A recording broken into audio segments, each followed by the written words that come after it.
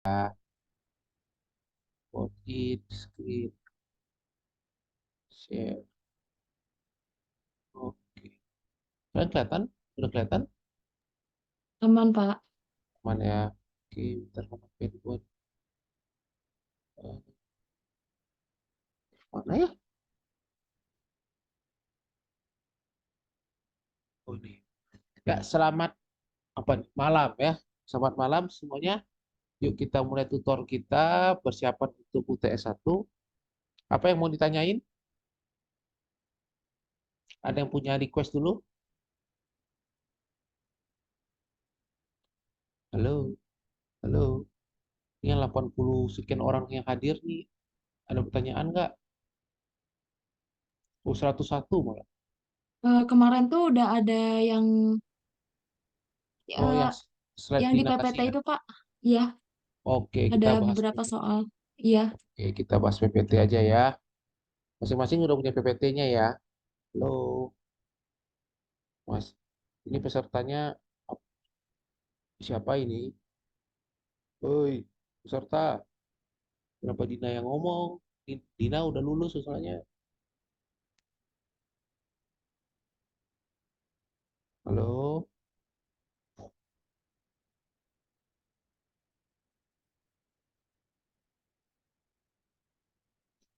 coba kita panggil lah satu orang.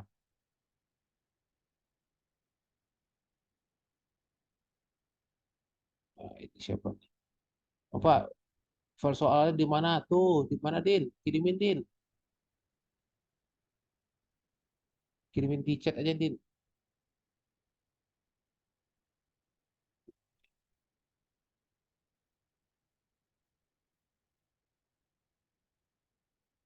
Aku punya soalnya ya. Ntar gua kirimin juga lah kalian.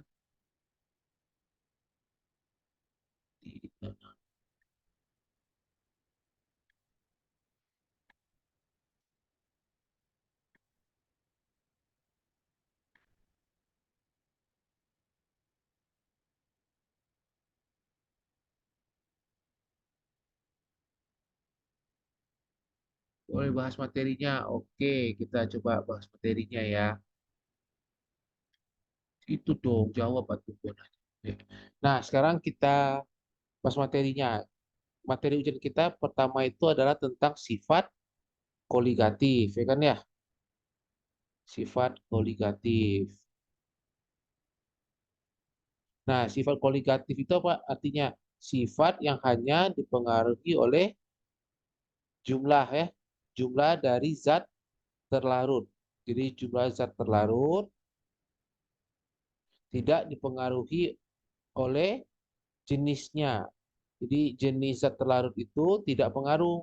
Jadi ingat yang kita bicarakan itu hanya jumlahnya tapi tidak jenisnya. Artinya apa? Ketika kita punya NaCl, itu kan ya, atau kita punya gula, asal nanti jumlah zatnya itu sama dalam larutan, maka itu akan memberikan efek yang sama. Itu artinya sifat koligatif, kan gitu ya. Misalkan ini kita anggap NaCl. NaCl itu kalau dalam air dia akan mengurai jadi Na plus dan Cl min. Betul ya? Jadi kalau kita punya ini 0,1 mol, maka nanti produksinya berapa? Produksinya adalah 0,1 mol sama 0,1 mol. Artinya totalnya yang terlarut itu ada berapa? Bukan 0,1, tapi yang terlarut ada sebesar 0,2 mol. Jadi ketika kita punya gula juga 0,2 mol, maka ini sifatnya akan sama ketika volume larutannya sama. Itu yang kita sebut dengan sifat koligatif. Jadi sifat hanya dipengaruhi oleh jumlah, tidak oleh jenisnya. Jadi caranya gimana? Jumlahin aja semuanya. Maka itu akan memberikan hasil yang sama. Oke. Nah, sekarang apa aja sifat koligatif itu? Sifat koligatif itu pertama itu adalah penurunan tekanan uap, ya kan ya? Yang kedua adalah kenaikan titik Didi. Berikutnya lagi. Mana nih dia? Jadi kursor gue di mana nggak? Oh, di sini kursor gue. Berikutnya lagi adalah penurunan titik beku ya. Yang terakhir adalah tekanan osmosis, ya kan ya? Nah, ukuran tekanan uap rumusnya adalah delta P ya. Karena penurunan delta P sama dengan X terlarut dikali P0 berlarut. Ini kapan berlaku rumusnya? Ingat, rumus ini berlaku kalau terlarutnya adalah padatan ya. Kalau pelarutnya adalah terlarutnya adalah padatan terlarut ya. P0P apa? Tekanan uap pelarut murni. P itu pelarut. Oke. Jadi pasti pelarutnya adalah cairan. Kalau kita bicara di sini. Nah, kalau kenaikan titik didih sama kenaikan titik beku, penurunan titik beku, ingat ya, ini titik didih akan selalu lebih tinggi, sedangkan titik beku akan selalu lebih rendah. Ini rumusnya sama adalah delta T sama dengan molal dikali K-nya, tetapannya. Molal dikali K. Sampai sini paham? Paham ya? Halo, halo, paham? Wih, ada orang nggak nih? Paham, Pak. Paham, Pak. Paham ya? Nah, Oke, Pak.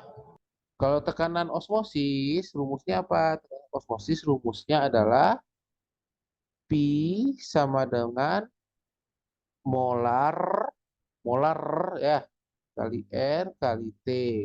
R-nya berapa? R-nya itu karena Pi ini nanti satuannya adalah ATM, maka carilah R yang satuannya ada ATM, berarti 0,082 ya. ATM liter per mol Kelvin. Pakai ini. Sampai sini bisa dipahami ya? Aman ya? Bisa. Ada yang bisa. Oke, ada yang bingung nggak? Bapak, maaf, Ya. kalau buat yang tekanan osmosis itu, M-nya itu pakainya yang pelarut, terlarut, atau zat pelarut atau pelarutnya ya, Pak? Oke. Oke. Mana mana nih? Mana sih? Ntar gua nggak kelihatan. Mana gua di mana? Ada yang lihat kursor gua ada di mana sekarang? Di atas atau di bawah? Oh, ini dia. Nah, tanya yang mana gitu kan ya? Kalau kita bicara molaritas atau molalitas gitu ya, itu selalu sama. N-nya adalah N terlarut ya. Mol yang dibicarakan selalu adalah N terlarut. Bedanya apa? Kalau molar maka dia itu adalah N terlarut dibagi volume larutan. N-nya satuannya mol, ini satuannya liter. Kalau dia molal, gitu kan ya, adalah N terlarut bagi massa pelarut. Massa pelarutnya satuannya harus kilogram. Gitu. Bisa dipahami, gitu? Siap, Pak. Bisa. Terima kasih. Jadi selalu selalu N terlarut atasnya ya. Yang terlarut selalu di bagian atas. Nah, nanti kalau kita lihat terlarut itu bisa mengalami namanya proses ionisasi. Artinya apa? Dia mengurai kayak misalnya kita punya NaCl. NaCl itu mengurai jadi Na plus tambah Cl minus. Gitu kan ya? Dia mengurai ini. Kalau dia mengurai berarti kalau kita punya ini 1 mol, ternyata yang terlarut nanti jadi berapa mol? Jadi 2 mol kalau dia terurai sempurna. Setuju? Setuju ya? Nanti yang kita masukin dalam ininya adalah si 2 mol, bukan si 1 mol. Kenapa? Setiap NaCl itu akan mengurai menjadi 2 mol. Sampai sini bisa dipahami? Bisa Bisa, Pak. dipahami? Bisa ya? Nah, untuk mempermudah nanti dikenalkan ada istilah adalah namanya I. I itu adalah N akhir gitu kan ya, dibagi N awal. Nih, ini kalau kita isi MRS, kita ulangi ya, ini isinya oke, MRS, maka ini satu, satu, ini nggak ada awalnya, tuh, ini satu, satu, habis, satu, satu, setuju? Berarti N Setuju. akhirnya berapa? N akhirnya adalah sejumlah ini kan,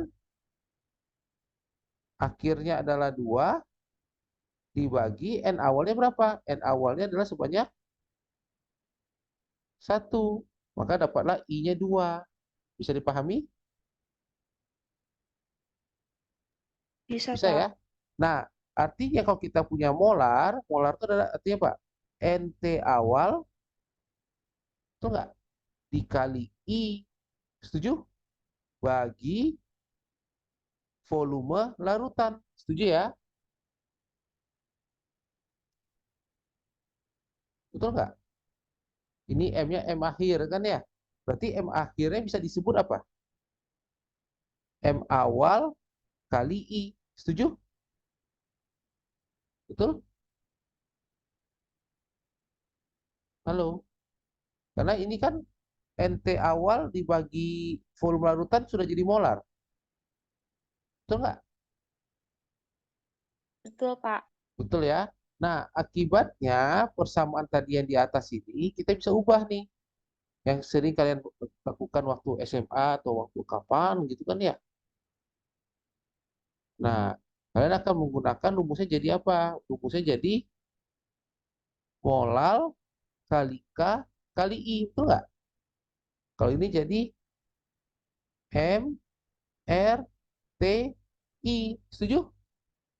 Yang diingat molal di sini adalah molal awal kan ya. M-nya adalah M awal. Sedangkan yang kita butuhkan itu sebenarnya adalah molar dan molal akhir. Makanya kita kali I. Dan secara matematik I-nya boleh keluar. Setuju? Setuju sampai sini? Setuju, Pak. Setuju ya? Nah, gimana kasus kalau delta P? Kalau delta P nggak boleh. Mana nih? Ya, kalau delta P itu nggak boleh. Kenapa? Delta P itu ini adalah NT dikali I gitu kan ya? Dibagi NT kali I ditambah NP kali P0P gitu kan ya. Ini secara matematika boleh keluar nggak I-nya? Tentu saja tidak boleh keluar. Kenapa? Karena ada ada NTI ditambah NP. Setuju? Setuju, Pak. Setuju ya? Ini secara matematik itu tidak boleh keluar I-nya. Makanya hati-hati nanti saat mengerjakan soal ya. Jadi perhatikan banget yang boleh dikali I itu kalau dia selain tekanan uap ya. Itu boleh. Sampai sini bisa dipahami? Bisa ya? Bisa ya? Halo, Bisa, Pak. bisa Ya, ya? Pak. Nah, berikutnya lagi kita lanjut ke itu ke kalau tekan interaksi. Pak, mau nanya Pak, Yoi, Pak kan misalnya di soal tentang yang I tadi Pak, yang misalnya terinisasi sempurna dengan air, terus ya, ada juga dengan derajat kebebasannya, itu gimana itu Pak? derajat kebebasan, derajat kebebasan ditanyanya. Misalnya diketahui juga alfanya yang misalnya Oh, terinisasi, alfa. ya, Kok derajat kebebasan atau derajat derajat itunya reaksinya ya. ya Pak. Oke, bentar. Ini gua gimana cara bisa buat pulpen yang lebih tebal. Ini pulpen gua tebal nggak? Enggak ya.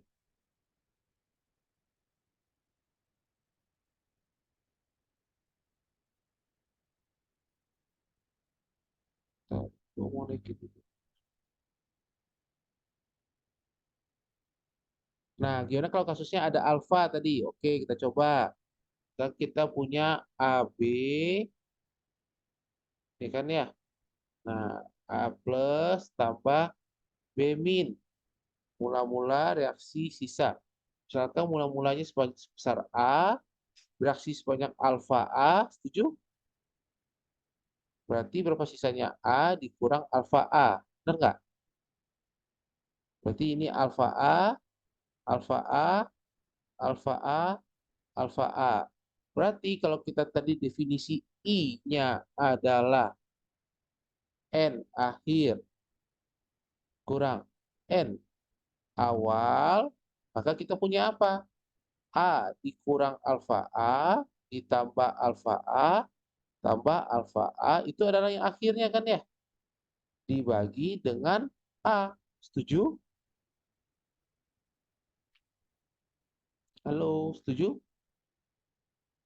Iya, Pak. Setuju ya? Berarti sama dengan apa? A dikurang 2 alfa A, ditambah 2 alfa A, dikurang alfa A. Yang 2 ini kita pindahkan ke depan. Setuju? Dibagi A. Setuju ya? Terus kita bagi, ini jadi Setuju, gini Pak. kan? Coret ini. Setuju?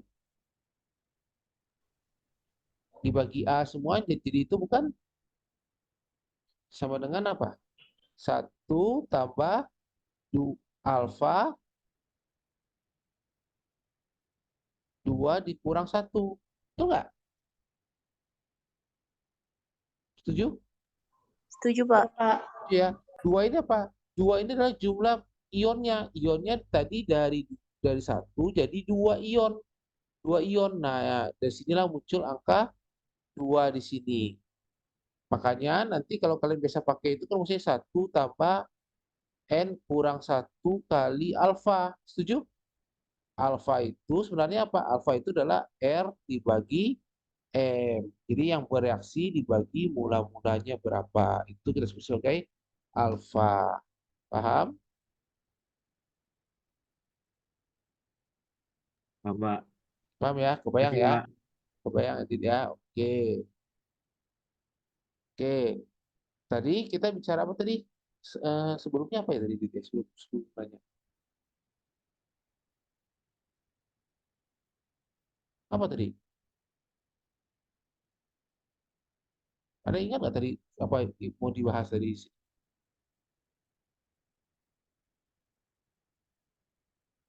Ada lupa juga ya. Nah, kalau kita udah punya, misalkan gini, misalkan kita punya campuran misalnya gula 2 mol, gitu kan ya. Terus ada NaCl, alfanya 1 misalnya ya. Nah, jadi nanti kalian itu kalau ujian gimana? Kalau ujian itu kalau nggak disebutin apa-apa dan dia senyawa ionik, maka anggap alfanya sama dengan 1 ya. Kalau di ujian nggak disebutin apa-apa, tidak ditanya, tidak diapa-apain, maka anggap alfanya sama dengan 1 ketika dia senyawa ionik. Kalau dia senyawa non-ionik, maka kalau nggak disebutin apa-apa, dianggap alfanya sama dengan 0, alias I-nya sama dengan 1. Jadi gitu aja ya cara bedainnya ya. Ini sebanyak 3 mol. Nah, pertanyaannya nanti berapa molar akhirnya? Nah, ketika kalian disuruh hitung molar akhir dari hal seperti ini, oh kita anggap volumenya berapa biar gampang. 2 liter misalnya ya. Maka caranya gimana? Ini cukup N akhir bagi volume. N akhirnya berapa? Berarti kita dari gula 2 dikali 1. Kenapa 1? Karena ini I-nya sama dengan 1. Kenapa? Karena dia non-ionik. Berarti alfanya sama dengan 0. Paham? Paham? Paham, 2 Pak. ini nah, ditambah 3 dikali 2. Kenapa? Karena ini I-nya sama dengan 2. Karena dia ionik dengan alfa sama dengan 1. Gitu kan ya? Terus ini nanti dijumlahin baru ini dibagi dengan 2. Gimana kalau kasusnya tambah lagi? Misalnya kita punya senyawa AB tadi kan ya, 4 mol misalnya. Alfanya sama dengan 0,7 misalnya. Nah, kita hitung dulu I-nya. Berarti I-nya si AB sama dengan 1 tambah 2 kurang 1 kali 0,7. Berarti dapat 1,7 kan ya? Berarti di sini nanti ini ditambah lagi dengan 4 kali 1,7 bagi 2. Paham?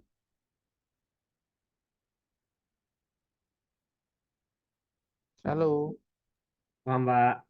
Paham ya? Jadi ikutin kalau totalnya totalin aja. Karena kan tadi tergantung pada jumlah tidak pada jenisnya ya. Jadi selalu jumlah-jumlahin saja. Nah, bagian penting lagi dari bab ini adalah ada yang kita sebut sebagai hukum Henry ya. Hukum Henry itu apa? Hukum Henry itu menyatakan bahwa kalau kita punya gas di permukaan cairan, gitu kan ya, maka sebagian gas akan larut. Buktinya apa? Buktinya ikan bisa berenang di air. Kenapa? Karena di permukaan air ada oksigen, ada gas oksigen. Sebagian oksigennya akan masuk dalam air sehingga bisa dipakai bernapas oleh ikan. Itu kita sebut sebagai hukum Henry, gitu kan ya. Atau Coca-Cola. Kenapa Coca-Cola bisa berusaha-busa?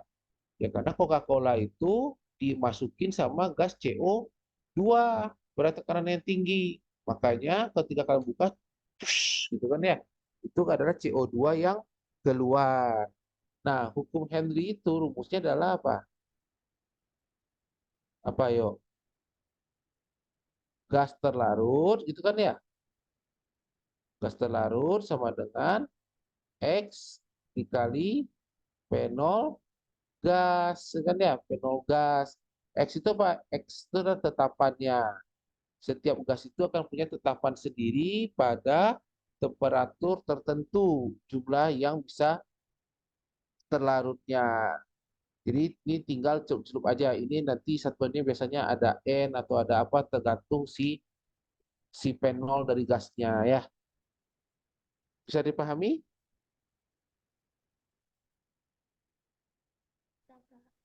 Halo, bisa dipahami? Bapak. Oke Ya, ya. Pak. Nah, terakhir lagi, gimana kalau dia adalah kombinasi dua cairan? Nah, dua cairan yang larut gitu ya. Jadi kalau air sama minyak tuh nggak boleh. Kenapa? Itu cairannya walaupun ada dua cairan tapi kombinasinya tidak sering larut tuh nggak boleh. Jadi syaratnya ini mesti yang sering larut. Misalnya air sama alkohol gitu ya. Itu kombinasi dua cairan yang sering larut itu bisa. Itu rumusnya adalah P larutan sama dengan X1 kali P01 tambah X2 kali P02. P0 itu artinya tekanan uap murni. X itu adalah fraksi molnya. Paham ya? X itu adalah fraksi molnya. Maka tinggal kita kali-kali. Nah, rumus tadi yang tekanan uap tadi, rumusnya sebenarnya dari sini. Jadi ketika ini padatan, berarti P0-nya 0 nilainya. Betul ya? Kalau padatan itu tidak punya tekanan uap, kalau dia punya tekanan uap, nanti menguap semua kursi-kursi kalian, meja-meja, laptop-laptop kalian kan ya. Jadi kalau dia padatan itu dia tidak menguap, makanya dia tidak punya P0. Akibatnya nilai di sini adalah sama dengan 0. Ya, nilai ini sama dengan 0, nilai ini sama dengan 0. Nanti kalau dia padatan, maka tinggal X pelarut kali P0 pelarut, itu P larutan. Ya, berarti kalau kita dia punya ini adalah padatan, maka X1 kali P01-nya pasti sama dengan 0 kan ya. Maka P larutannya adalah X pelarut kali P0 pelarut. Maka delta P-nya adalah P0 pelarut dikurang X pelarut kali P0 pelarut. Ini berarti dia apa? 1 dikurang X pelarut. 1 kurang X pelarut jadi apa? Jadi XT kan? Nah, makanya rumus yang di atas itu muncul dari sini. X pelarut kali P0 pelarut. Sebenarnya rumus itu dari yang sini nih, kombinasi dua cairan ini. Tapi dengan salah satunya padatan, maka nilainya sama dengan 0. Bisa dipahami untuk bab koligatif? Bapak maaf, itu kalau Ya, delta P itu berarti P0 pelarut dikurangi P larutan ya, Pak? betul Oh, selisihnya. Ya sama aja kan, delta itu boleh bernilai positif, boleh bernilai negatif. Tapi sama-sama delta jawabannya ya. Sama-sama jawabannya harus positif. Kamu kebalik pun nggak apa-apa. Pelarutan kurang P0 pelarut, nanti pun nggak apa-apa. Tapi nanti nilai negatif, nggak apa-apa. Ambil positifnya aja. Karena dia pakai delta. Paham? paham, Pak. Makasih. Oke. Sama-sama. Ada lagi pertanyaan untuk bab ini. Aman? Oke, kalau aman, kita coba review lagi untuk bab selanjutnya.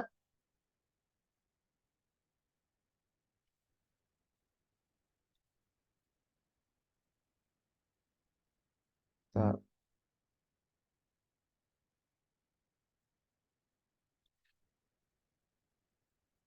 ini susah lagi nih.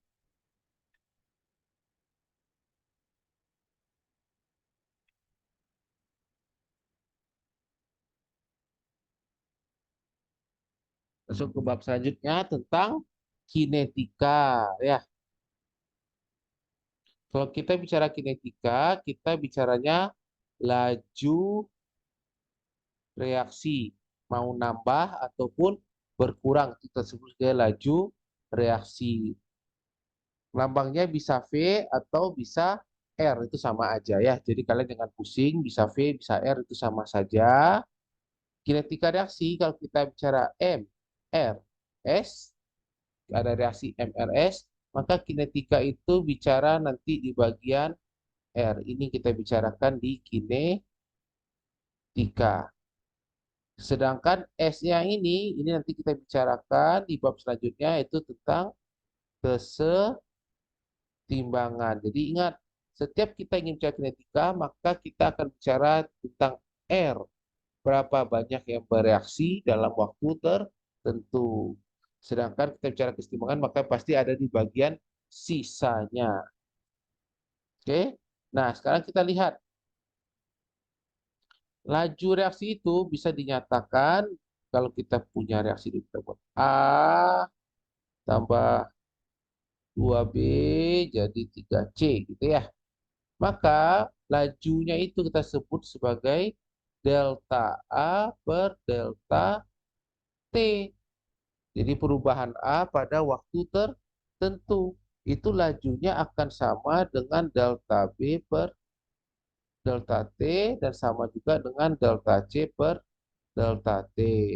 Ketika waktunya sangat kecil, maka delta itu kalau di matematika dijadi apa?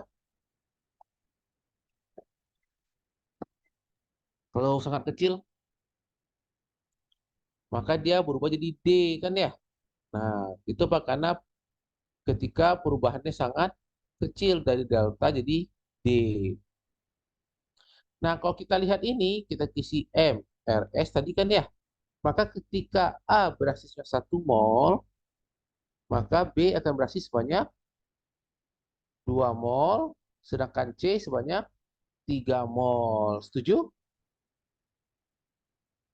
Halo, Setuju, Pak. setuju ya? Setuju, Pak. Apakah ini kita sebut sebagai laju yang sama? Tentu saja tidak, itu kan ya. Kenapa? Karena ada tanda sama dengan, kan harusnya sama. Lah jelas-jelas ini beda.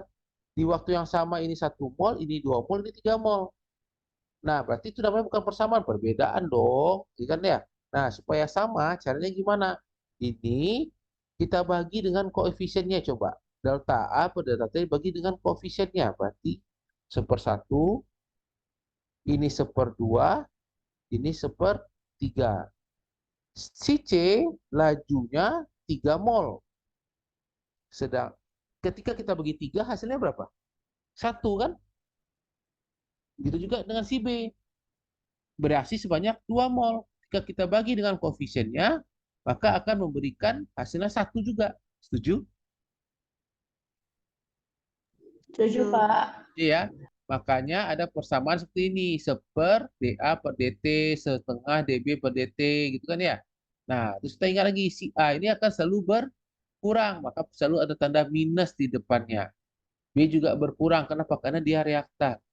Sedangkan si C akan bertambah. Kenapa? Karena dia produk. Sampai sini bisa dipahami? Bisa, Pak. Bisa ya. Nah, ini kita sebut sebagai namanya persamaan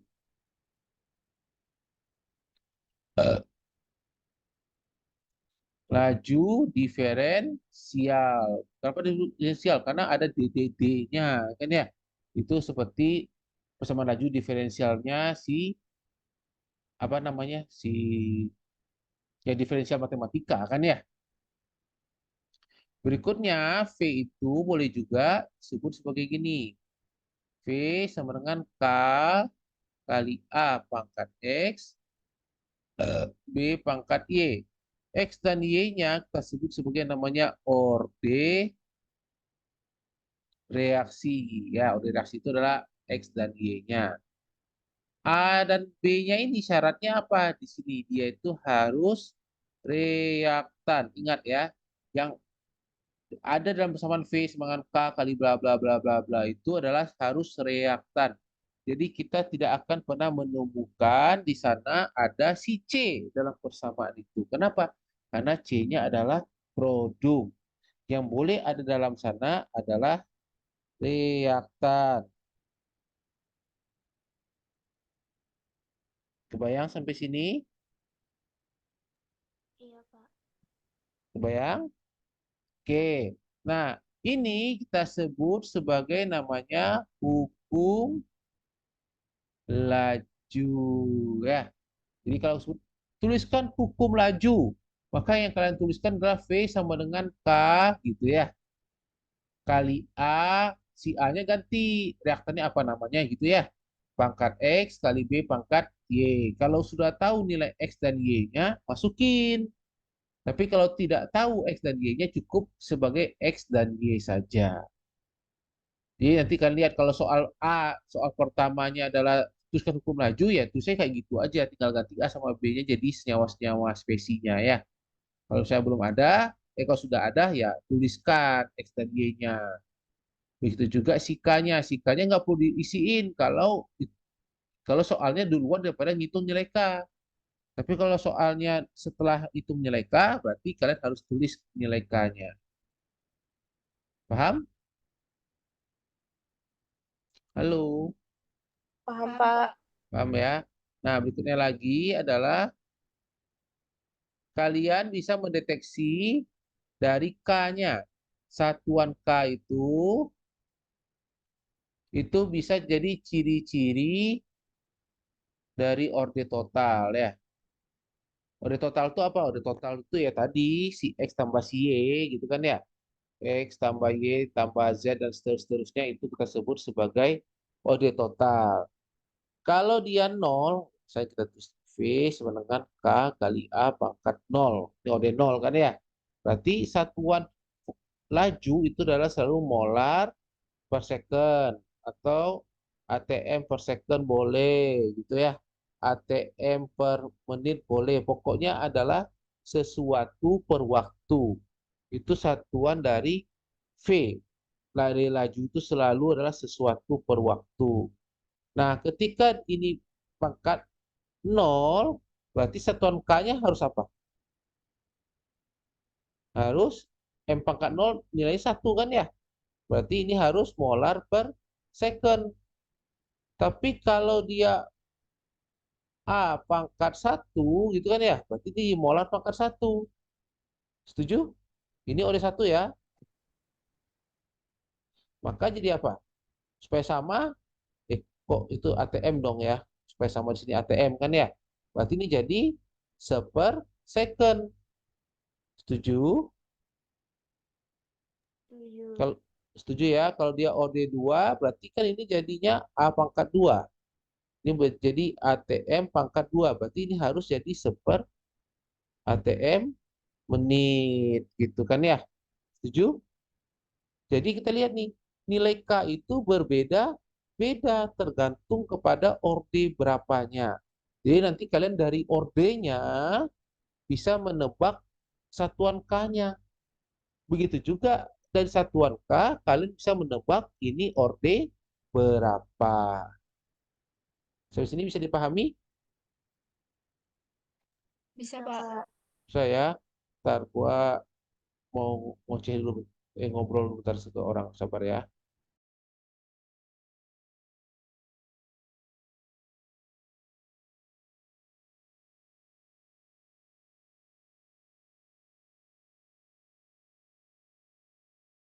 Jawab dulu pertanyaannya nih. Pak, tadi gimana ya Pelarutas kurang P0 kalau itu untuk apa? Untuk menghitung selisihnya, ya. Untuk menghitung selisihnya. Ini yang nanya siapa sih? Ini kumaha cara bacanya siapa yang ngirim nih? Ya pokoknya kamu yang ngirim ya kan ya.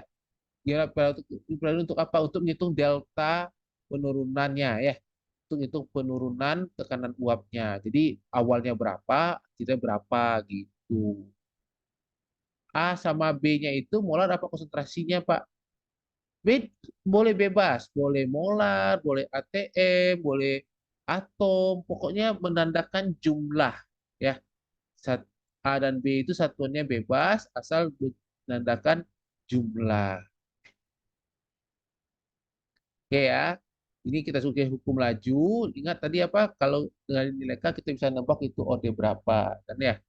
Nah, berikutnya lagi kita bisa menggabungkan. Nah, kita bisa gabungan dari hukum laju dan persamaan diferensial.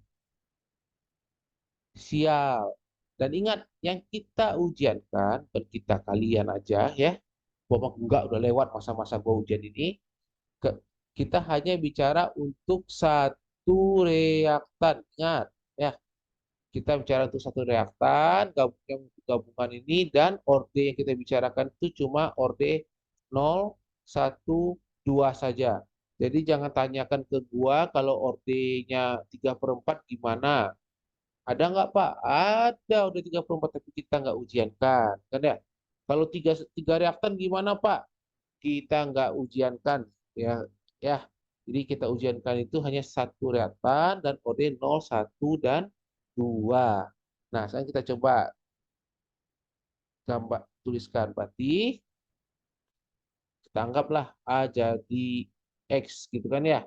Maka ini jadi apa? V sama dengan K kali A pangkat Y misalnya kan ya. Akan sama dengan min dA per dt. Setuju sampai sini? Setuju? Setuju. Maka ini kalau kita susun ulang jadi KDT sama dengan min dA per A pangkat Y gitu kan ya.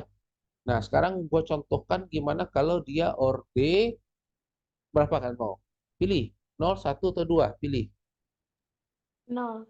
0. Oke, gimana kalau dia orde 0? Gitu kan ya. Maka jadinya apa? KDT sama dengan min dA per A pangkat 0. Setuju? A pangkat 0 berapa nilainya? 1 kan ya?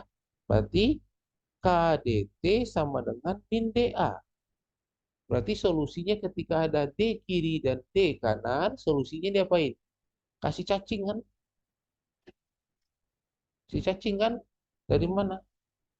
Dari 0 sampai T, dari A0 sampai AT. Setuju? Setuju, Pak. Setuju ya?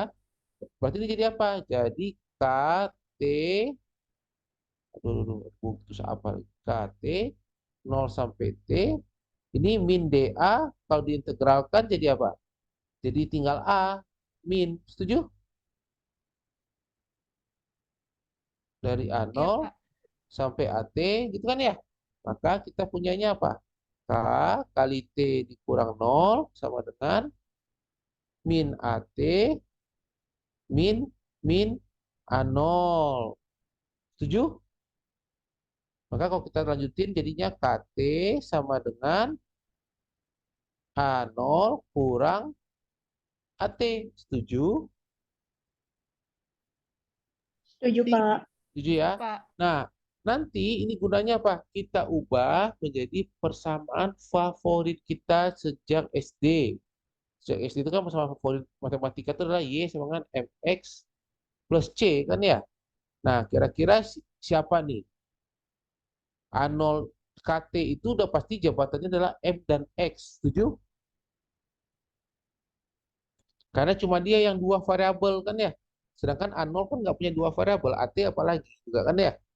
Jadi ini pasti KT ini adalah MX. Kira-kira siapa X-nya siapa M-nya?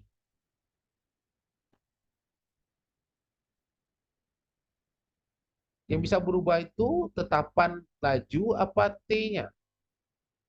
Atau waktu yang bisa berubah? T-nya. T-nya Waktu. berarti ini adalah X, itu kan ya. Ini adalah M, antara A0 sama AT, siapa yang bisa berubah? Mula-mula apa waktu ke waktu yang berubah konsentrasinya? AT. AT, AT-nya adalah sebagai Y, gitu kan ya? Ini sebagai C, maka kita bisa tulis persamaan yang baru adalah AT sama dengan A0 min KT. Setuju? Setuju ya? Nah, Setuju, Pak. akibatnya nanti kita bisa membuat grafik antara T sama AT. Nanti karena akan dapat grafiknya turun. Kenapa turun? Karena ini sebesar K. Kemiringannya adalah K. Kenapa turun? Karena nilainya adalah negatif ya. Jadi nanti kalau kalian ujian dapat nilai negatif, tandanya grafiknya turun. Bukan nilainya negatif, tapi grafiknya turun. Itu tanda arti negatif saat kalian hitung kalkulatoran. Oke. Nah, nanti kalau kalian cek nilainya, kalau dia memenuhi OD0, kalau dia OD0, gitu kan ya, maka nanti ada namanya R kuadrat, yaitu mendekati 1 R kuadrat tuh ngitunglah pakai kalkulator.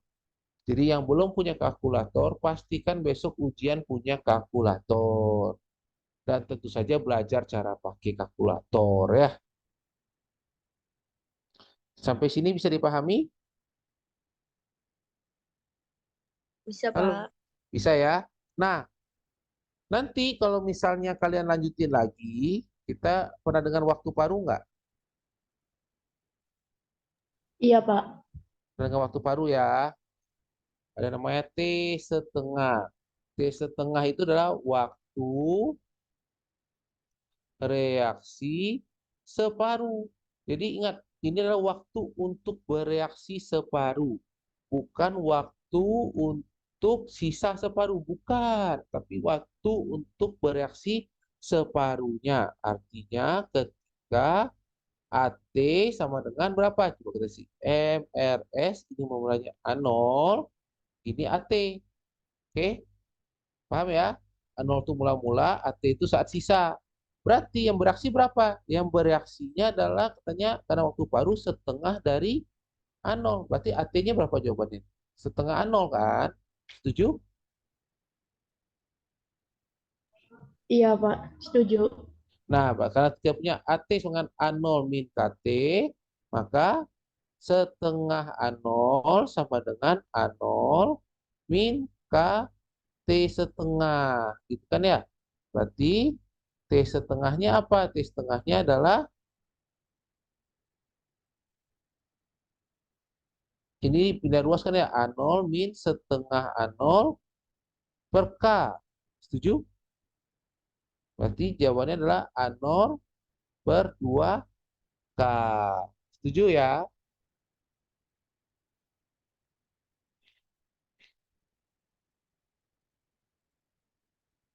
Halo, setuju nggak? Setuju, Pak. Setuju ya? Artinya apa? Artinya waktu paruh dari OD0 dipengaruhi oleh konsentrasi awal. Itu artinya kan ya? Waktu paru dari OD0 dipengaruhi konsentrasi awal. Makin besar konsentrasi awalnya, maka waktu parunya semakin lama. Gitu artinya. Paham? Nah, nanti kalian bisa lihat lagi di buku, nanti kalian akan dapat kalau orde 1 persamaannya ln AT sama dengan ln A0 min KT. Gitu kan ya? Dengan cara yang sama kalian turunkan ke sini, maka kalian akan dapat nanti T setengahnya adalah ln 2 per K. Dan grafiknya kalian akan dapatkan di sini adalah ln AT, di sini T, kalian akan dapat grafiknya juga turun dan itu datar juga dengan kemiringannya adalah sebesar K. Gitu juga nanti kalau kalian turunin lagi orde lain, orde 2 akan dapat persamaan 1/AT sama dengan 1/A0 min plus KT. Ya kan ya, plus. Maka nanti kalian bisa buat grafik. Ini adalah 1/AT, ini ini adalah T. Grafiknya akan naik dengan kemiringannya juga tetap adalah K. T setengahnya gimana? Hitung sendiri, capek gua ya. T setengahnya tugas kalian lah pikir sendiri. Sampai ini bisa dipahami. Harusnya itu dapat nanti 1/A0K harusnya jawabannya ya. Nanti coba dicari benar nggak dapat 1/A0K. Paham? Paham, Pak. Berarti dari sini orde berapa yang tidak dipengaruhi oleh konsentrasi? Orde 1, Pak. Orde 1 ya. Nah, nanti kalian tinggal lihat grafiknya. Jadi nanti grafiknya itu dia cocoknya orde yang mana. Kalau dia benar orde yang itu, maka grafiknya itu akan berbentuk linear gitu kan ya. Bentuknya adalah linear. Kalau dia tidak linear, tandanya itu ordenya salah, bukan yang itu harusnya. Paham?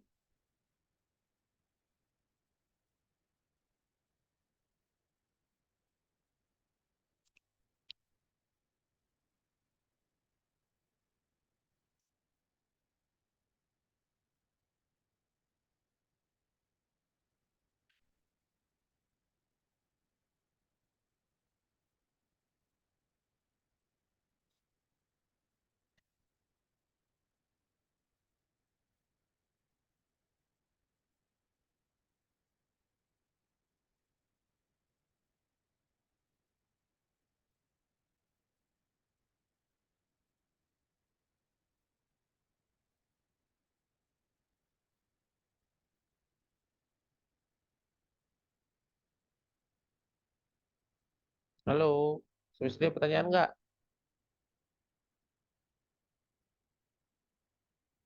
Woi, halo, ada pertanyaan? Oh, putus. Pak, Iya. izin nanya Oh, Pak. apa, Adit?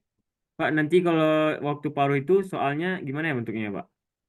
Iya, tanya aja misalnya, bisa diketahui orde 2, misalnya gitu kan ya. Kita orde 2, Adit sudah disuruh hitung, K-nya berapa, gitu kan ya. Terus diketahui konsentrasinya, hitung waktu paruhnya berapa lama, gitu. Paham, Oh, Dit? berarti tinggal masukin aja ya Pak? Iya, tinggal celup aja. Siapa? Ngasih Ah, Pak. yo, atau bisa juga kebalik, diketahui waktu paruh, ditanyakannya, gitu kan ya. Diketahui waktu paruh, ditanyakannya, jadi bisa juga seperti itu. Jadi yang mana aja sebenarnya, tapi persamaannya sama-sama aja. Siapa yang nanya?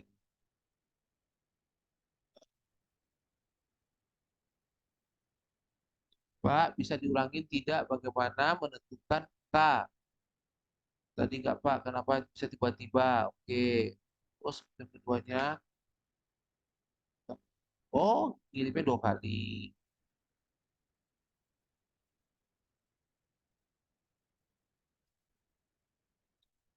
Ya kan, misalnya kita terima informasi dari sini. Ah,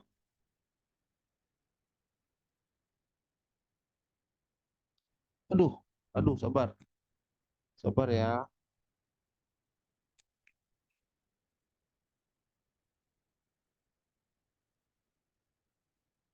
Nah, misalnya ini, satuan V itu, satuan laju itu adalah selalu sesuatu per waktu. Bisa molar, bisa ATM, bisa jumlah zat, ya bisa mol, apapun bisa. Pokoknya sesuatu konsentrasi per waktu. Waktunya pun bisa macam-macam, bisa detik, bisa menit, bisa abad, gitu kan ya. Nah, dari sana kita tinggal lihat nih, misalkan kita punya OD1, OD0. Kalau OD0 berarti kalau kita pakai V-nya adalah molar per second, maka ininya molar pangkat 0. Biar apa? Biar sama molar kan? Setuju? Maka molar pangkat 0 berapa nilai molar pangkat 0? 1 kan ya?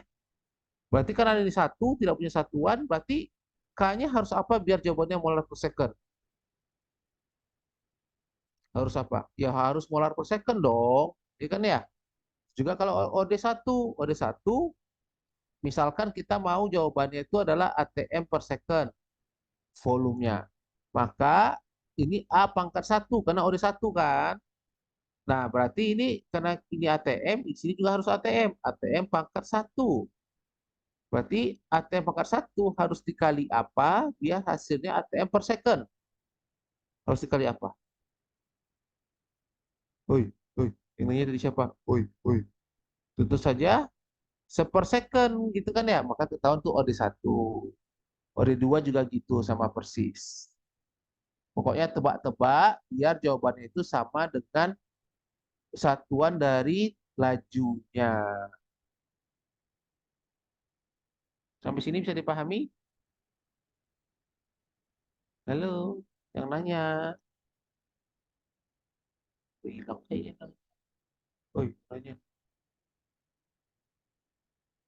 Eh,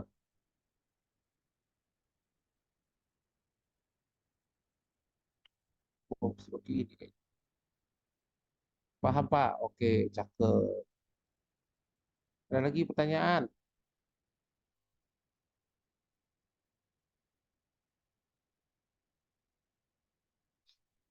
Ntar gua minum dulu.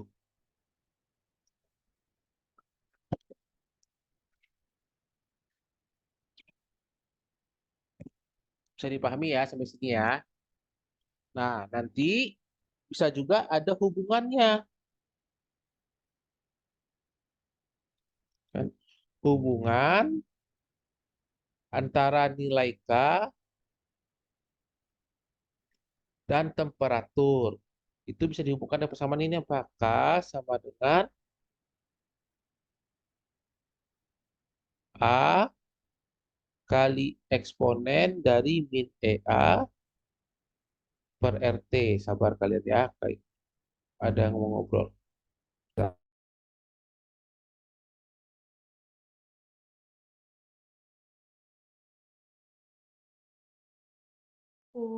Arsenius bukan, Pak?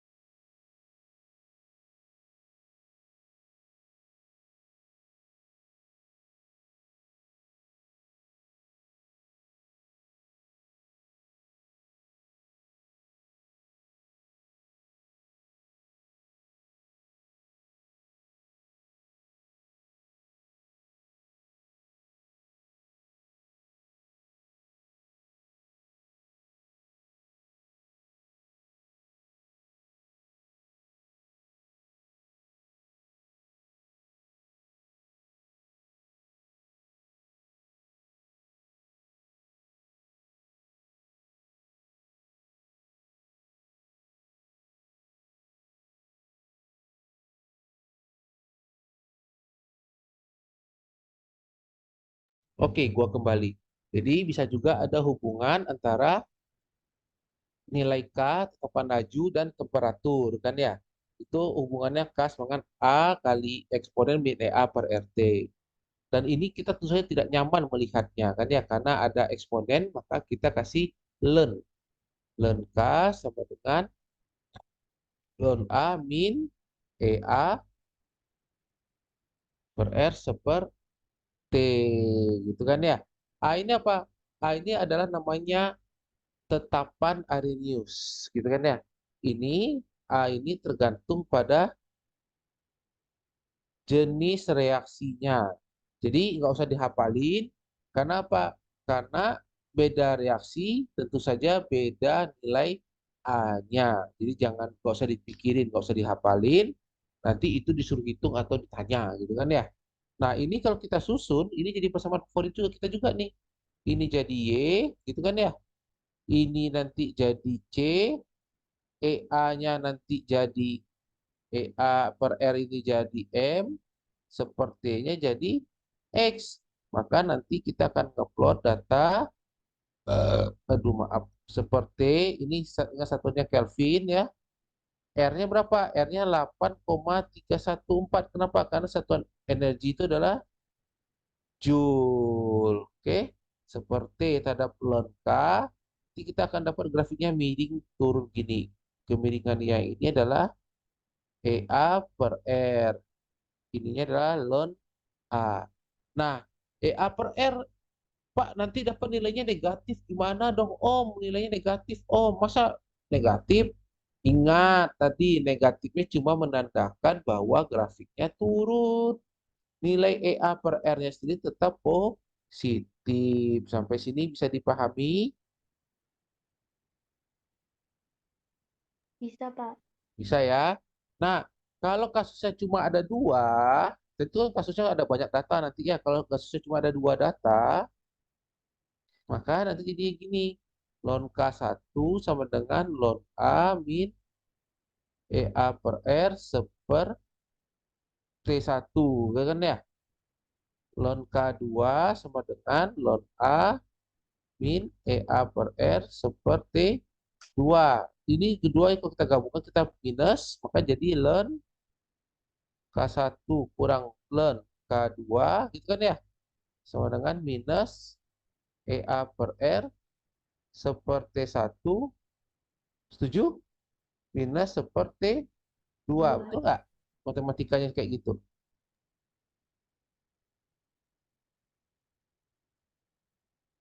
Nanti ini jadi ln K1 per K2 kan ya? Kalau kalian mau hilangin minusnya, tinggal EA per R seperti 2 min seperti 1 gitu ya. Bisa dipahami? Halo? Bisa, Ya. Pak. Bisa ya, itu dua-duanya untuk hal yang sama ya.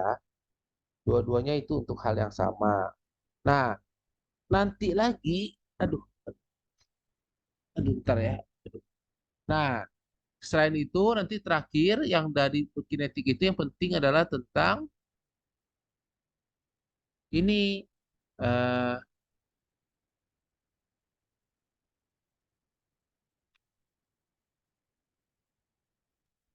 tentang ini hubungan antara energi aktivasi itu ya, aktivasi itu tadi si EA kan deh, VS koordinat reaksi gitu kan ya. Jadi nanti grafiknya itu akan dapat kayak gini. Nah,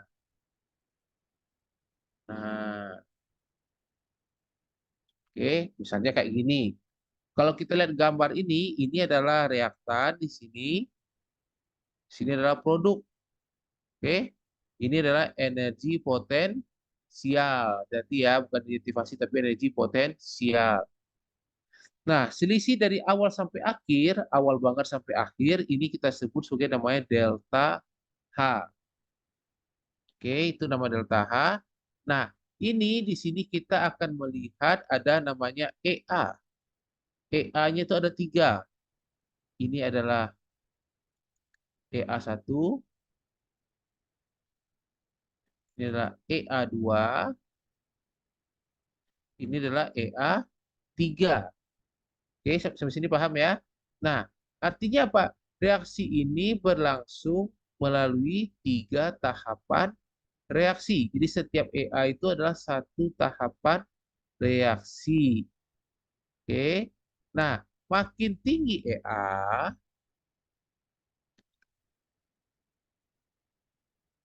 tandanya itu sulit berlangsung. Sulit berlangsung artinya itu adalah tahap penentu laju. Jadi kalau cari nanti tahap penentu laju, carilah yang EA-nya paling besar. Dan hati-hati menggambar EA itu bukan kayak apa, tapi dari yang paling bawah sebelumnya sampai ke atas sesudahnya. Bukan dari awal banget, tapi dari yang sebelumnya banget, gitu kan ya? Hati-hati. Sampai sini bisa dipahami? Bisa, Pak. Bisa? Halo? Bisa, Bisa Pak. ya? Oke, kita coba lihat nih ada pertanyaan atau tidak. Hukum Bapak, Arrhenius maaf, mau bukan nanya, bukan Pak. bukan hukum Arrhenius ya, tapi tetapan Arrhenius. Ya, ya siapa mau nanya? Kita mau nanya. Ya, maaf, Apa Pak. Git? Kalau misalnya itu kan biasanya ada beberapa reaksi gitu ya, Pak. Terus katanya Hmm. ada kecenderungan yang ordenya sama kayak eksperimen tuh adalah tahap penentu lajunya atau yang paling lambat kan, Pak. Nah, Enggak ada tapi kecenderungan seperti itu. oh Jadi ya, Pak. tahap penentu hasil akhirnya akan sama, cuma bukan berarti itu tahap penentu lajunya ya. Tahap Oh, penentu laju itu ya tahap yang paling lambat berlangsungnya. oh, Kebayang ya? oke, Pak. Oke, ada lagi pertanyaan.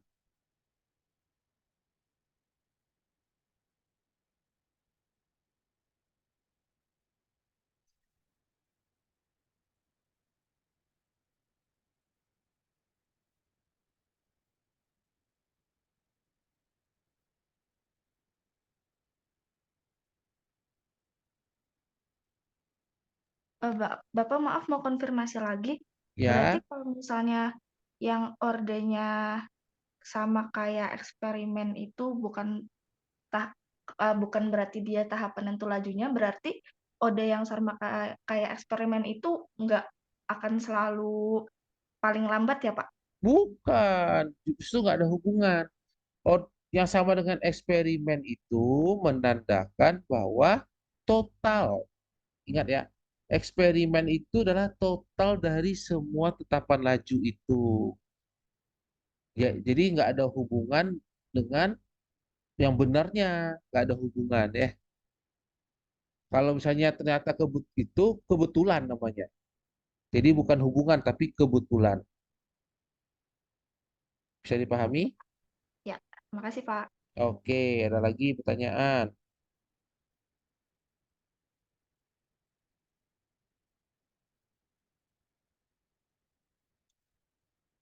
Aman ya? Oke, itu kita bicara untuk kinetika. Sabar, gua mau minum dulu ya.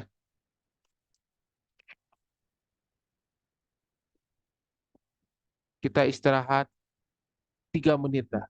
Tarik napas dulu 3 menit.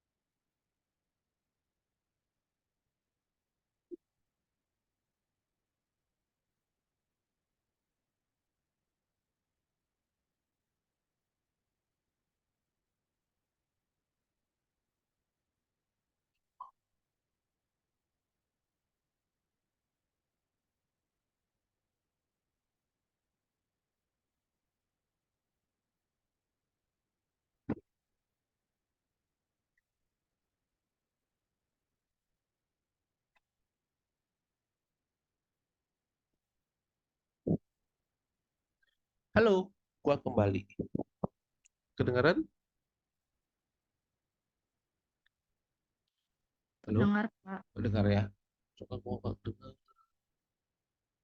Nah, sekarang kita lanjut tentang kesetimbangan, ya kan ya? Tadi udah sempat dibilangin bahwa kesetimbangan itu bicara tentang MRS di bagian S. Saat kesetimbangan, nanti panahnya itu kan ingat panahnya pakai tanda seperti ini ya. Yang setengah ke kiri, setengah ke kanan, itu adalah panah kesetimbangan. Apa prinsip yang perlu diingat saat kesetimbangan? Saat setimbang tidak boleh ada yang nilainya 0. Tidak boleh S-nya sama dengan 0. Apalagi negatif ya. Jadi ingat, nanti saat kesetimbangan, kata kunci adalah tidak boleh ada yang nilainya 0. Apalagi negatif. Jadi kalau kalian dapat hasilnya negatif, berarti kalian salah. Dapat nilainya 0, berarti kalian salah juga. Ulang hitungannya ya. Gimana cara ngitung biar cepat? Pakailah kalkulator ya. Belilah kalkulator yang bisa ngitung equation. Atau pinjam sama senior-seniornya biar bisa ngitung equation. Nah, saat kesetimbangan, misalnya kita punya reaksi 2A tambah B, 2A-nya misalnya aqueous gitu ya. B-nya adalah liquid, misalnya kan ya. Kesetimbangan jadi 3C gas, gitu kan ya. Tambah D solid, apa sih nolik yang gangguin ah, ya kan? Nah, maka ini kita disebut K-nya atau tetapan kesetimbangannya itu adalah C pangkat 3 gitu selalu prinsipnya ya. D pangkat 1 bagi A pangkat 2 kali B pangkat 1. Selalu seperti itu. Tapi kita lihat si D itu kan dia solid. Solid kan ya. Berarti kalau kita punya 1 gram volumenya X gitu kan ya. Kita bisa hitung konsentrasinya nggak? Bisa hitung nggak konsentrasinya berapa ini? Berarti 1 gram dibagi massa molar D dibagi X. Setuju? Setuju nggak? Iya, Pak. Setuju ya? Nah, kalau kita punya 10 gram, maka hasilnya gimana? 10 gram bagi massa molar D bagi 10X. Kenapa? Volumenya otomatis jadi 10 kali lipatnya juga. Ya nggak? Artinya, kita akan selalu dapat konsentrasi D itu berapapun jumlahnya, konsentrasinya akan selalu tetap. Setuju? Setuju? Setuju, Pak. Setuju ya? Makanya oleh karena itu Pak, berarti dia tidak pernah berubah konsentrasinya. Makanya si D itu kita anggap nilainya sama dengan 1. Begitu juga nanti kalau kalian lihat si B dengan cara prinsip yang sama, ini nilainya juga sama dengan 1. Kenapa? Konsentrasinya akan selalu tetap mau berapapun jumlahnya. Beda dengan gas. Kalau gas makin banyak maka tekanannya naik, konsentrasinya naik, gitu kan ya. Makin sedikit konsentrasinya turun. Begitu juga aqueous. Kalau garamnya 1 butir sama garamnya 1 sendok, konsentrasi garamnya berbeda. Bisa dipahami? Makanya yang masuk dalam kesetimbangan itu hanya C dan A saja, gas dan aqueous saja. Bisa dipahami sampai sini? Bisa, Pak. Bisa ya. Nah, sampai sana bisa paham ya. Nah, yang perlu diingat lagi, nanti K yang benar itu ini bukan C, tapi adalah PC. Kenapa? Karena si C-nya itu fasanya adalah gas. Kalau dia gas, maka masukin adalah si ATM-nya. Sedangkan kalau dia adalah aqueous, masukin si molaritasnya. Paham?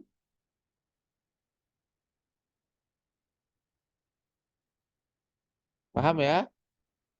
Nah, kalau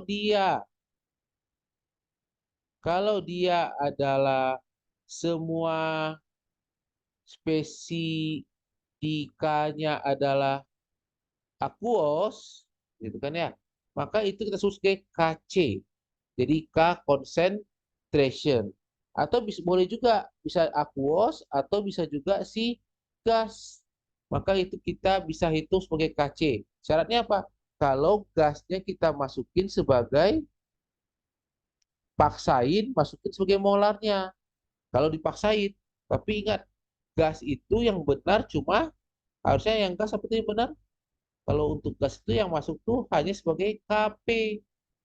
Kenapa? Kalau semua spesinya itu adalah si gas saja, maka itu disebut sebagai Kp. Bisa paham sampai sini? Paham? Nah, nanti kalau khusus untuk gas, gas saja ya, nanti Kc dan Kp-nya itu bisa dihubungkan. Kp sama dengan Kc kali RT pangkat delta N gitu ya. R-nya berapa? R-nya pakailah 0,082. Kenapa? Tadi kan Kp itu ada ATM-ATM-nya kan ya. Yang pusat pressure itu ada ATM. Maka pakailah 0,08. Eh, eh, eh. Gimana cara balikinnya? Eh, aduh, aduh, aduh. Gimana cara balikinnya tadi? Mana andu?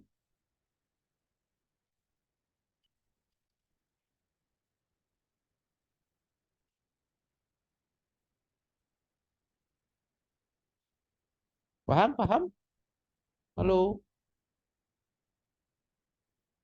Setuju? Sampai sini? Delta N-nya apa? Delta N-nya ini jangan lupa tambah kata-kata gas. Artinya apa? Kita hitung selisih dalam mol awal gas dan mol akhir gasnya. Selisihnya. Ini biar kalian nggak pusing. Nanti ini akhir kurang awal aja ya. Akhir kurang awal aja. Lihatnya dari mana? Lihat dari koefisien aja. Koefisien akhir gas. Jumlahin kurang koefisien awal dari gasnya. Dan ingat rumus ini hanya berlaku kapan tadi? Kalau dia itu semua spesi yang ada dalam Kc dan dalam Kp-nya adalah cuma si gas saja. Sampai sini bisa dipahami?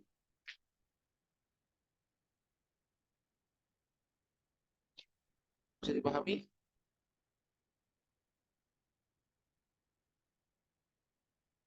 Bisa, Ada Pak. yang bisa?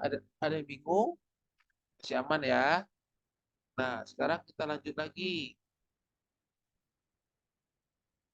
Nanti dalam kesetimbangan itu biasanya salah satu tipikal soalnya selain berhitung, ya selain berhitung adalah kalian nebak pergeseran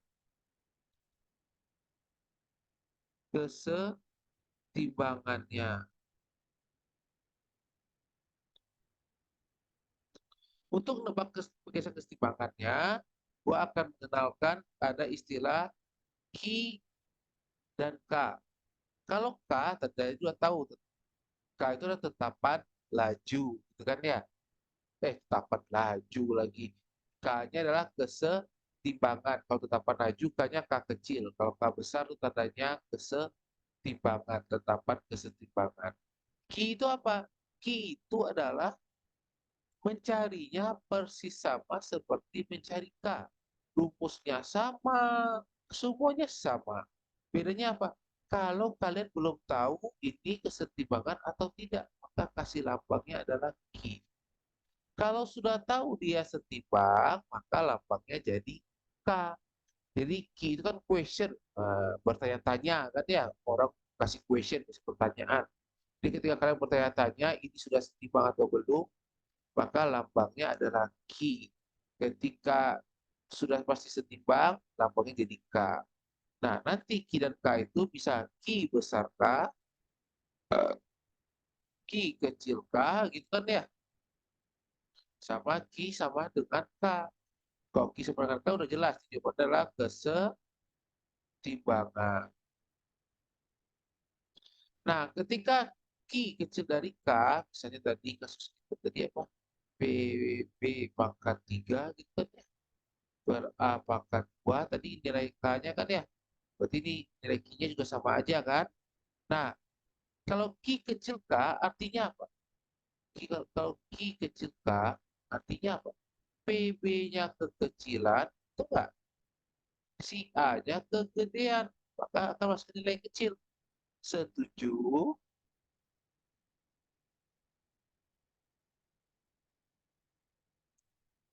Halo, setuju? Setuju, Pak. Setuju ya? Maka solusinya apa? Ingat, dia itu semuanya berusaha mencapai kesetimbangan. Semuanya berusaha mencapai kesetimbangan. Karena kasus kayak gini, maka solusinya apa? Oke, PB-nya harus naik, si A-nya harus turun, gitu kan ya? Karena tadi reaksi, tadi apa sih reaksi itu? Kok ngarang reaksi baru nih kayaknya.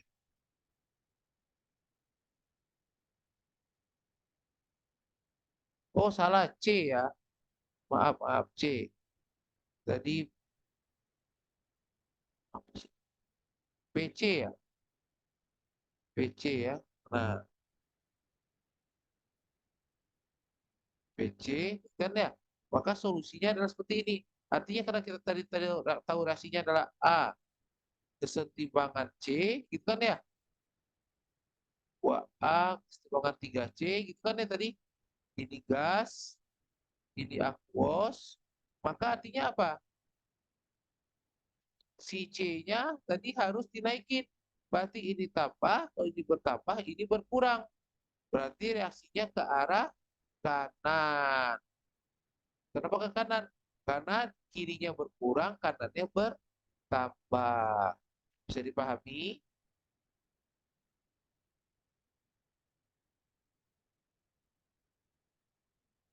Ui, Ya, Pak. bisa ya. Nah, begitu juga. Kalau Q besar K, kalau Q besar dari K, artinya apa?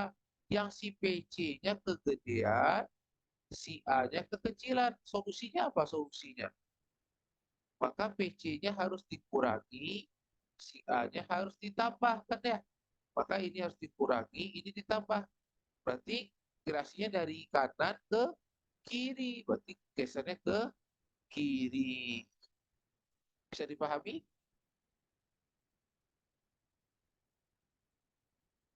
Bisa, Halo? Pak. Bisa? Mau tanya, Pak. Yoi? Kan kita di sini tahu kalau misalnya Q-nya lebih besar dari K tuh dia bergeser ke kiri.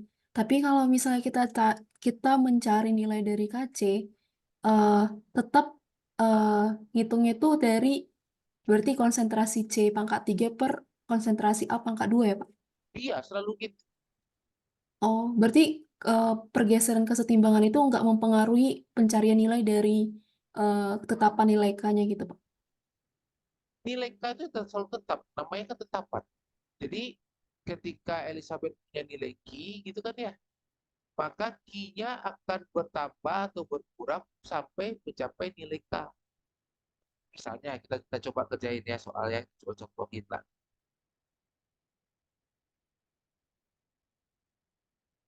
Misalkan nih, kita punya tadi si A aja ya, 2A, kesetimbangan 3C. Oke, kita anggap ini biar gampang, ini aquos semuanya dulu. Oke, MRS, ini mula-mulanya misalnya 2 sama 4.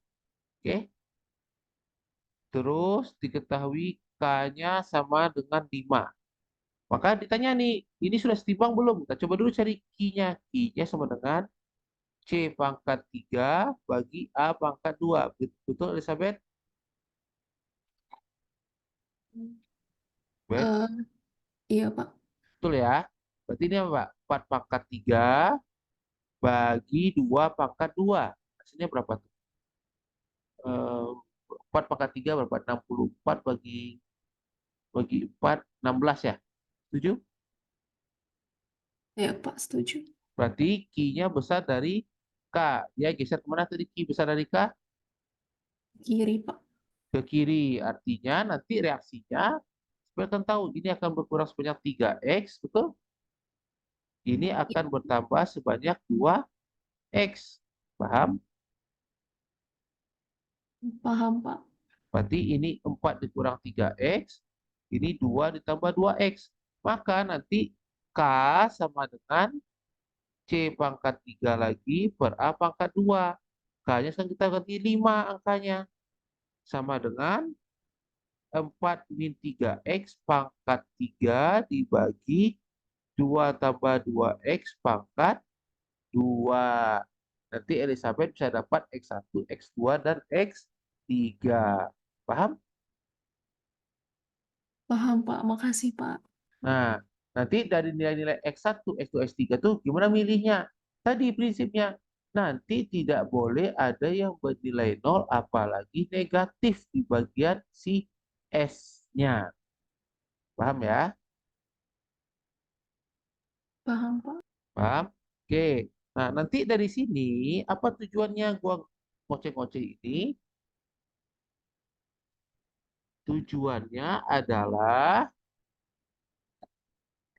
kita ulangi reaksi tadi, misalnya A solid tambah 2B liquid gitu. Sekarang kita buat lagi reaksi yang 3C aquos tambah D apa yang belum gas, ya kan ya?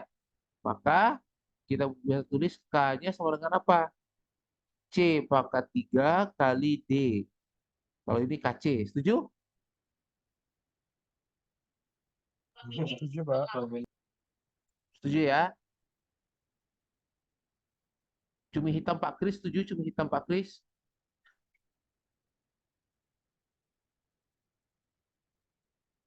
Ini siapa nih yang lagi sambil dagang nih?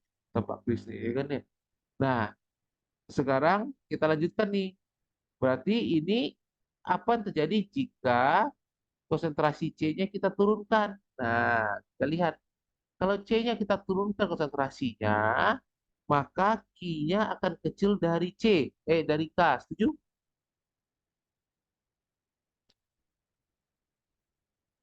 Betul nggak?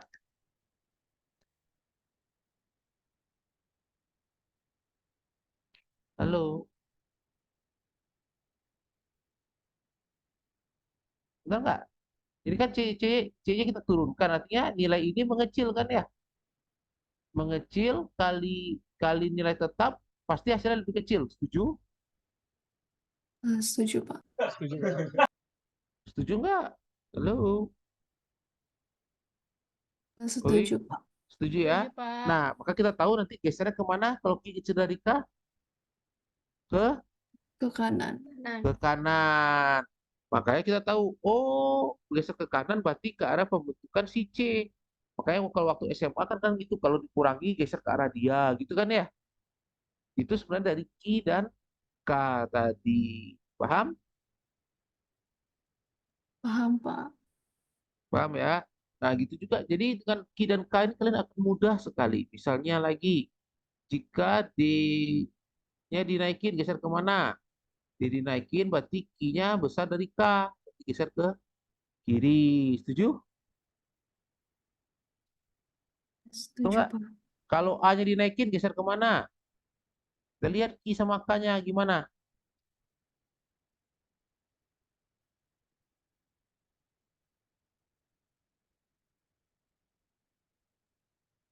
Ke kanan, kiri lebih kecil dari K.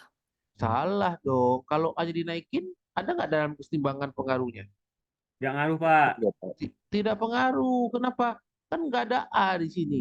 Kan dia tuh C pangkat 3 dikali D. Setuju? Setuju. Setuju, Pak. Setuju ya?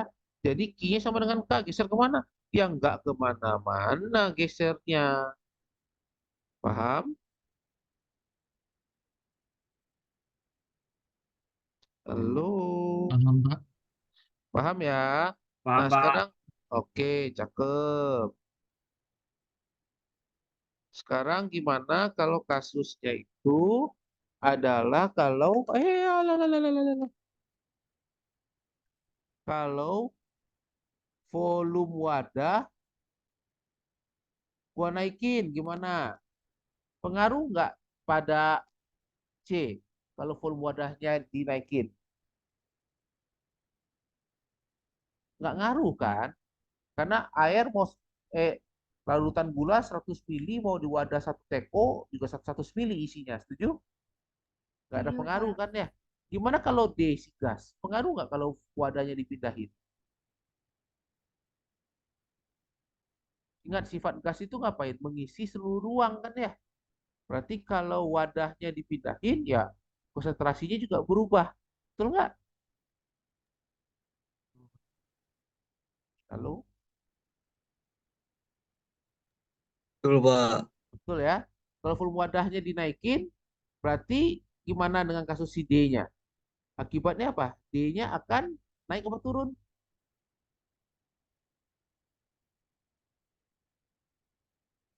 Konsentrasi itu apa? Mol per volume gitu kan ya? Kalau volumenya naik, maka konsentrasinya Turun, Pak. Turun. turun. Karena turun, maka Q-nya sama K gimana? Lebih kecil, Pak. Kecil, maka geser ke Kanan, Pak. kanan. Gitu. Paham? Paham, Pak. Paham ya? Nah, jadi seperti itu. Jadi kalian kalau menghitung itu tidak usah dihafalin lagi yang waktu SMA, tapi cukup pakai prinsip Q dan K ya. Q dan K, pakai prinsip itu aja. Sampai sini ada pertanyaan nggak?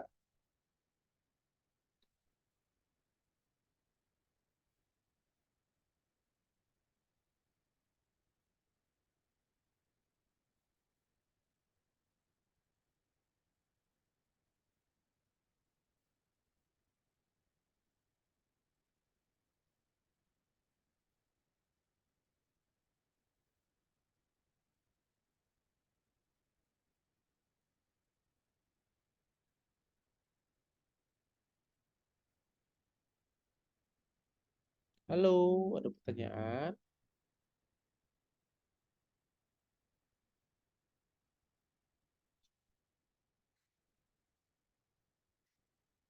Oh, itu ada pertanyaan kayaknya. Mana? Produk bukannya bertambah ya, Pak. Itu kenapa 4 min 3X. Min 3X. Tadi reaksinya geser kemana tadi? Tadi 16. Q besar K kan ya? Q besar K geser ke kiri. Tadi kan katanya geser ke kiri. Karena nih, lihat nilainya itu adalah 16. Kan ya? 16 itu besar dari 5. Q besar K geser ke kiri. Artinya apa? Si produknya yang ada di kanan akan berkurang. Gitu. Geser ke kiri kan? Ini kan ke kiri. Kalau kayak gini. Nah, artinya panahnya bolak-balik. Tadi kan bolak-balik tadi kan bisa ke kiri bisa ke kanan. Maka geser ke kiri artinya di kanan akan berkurang, di kiri akan bertambah. Gitu. Paham? Paham, Neng? Ini harusnya Neng. Paham, Bos? Oke, cakep. Boleh ulang yang terakhir gak, Pak? Wadah naik terus D-nya turun. Oke.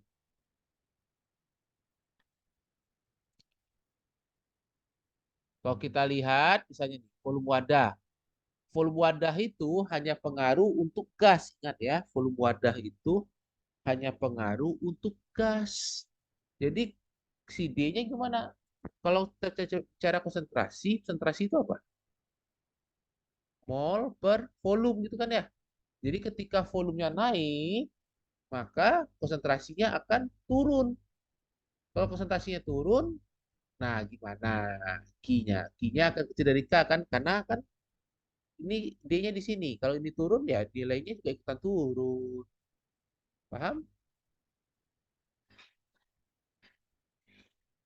Paham? Lala?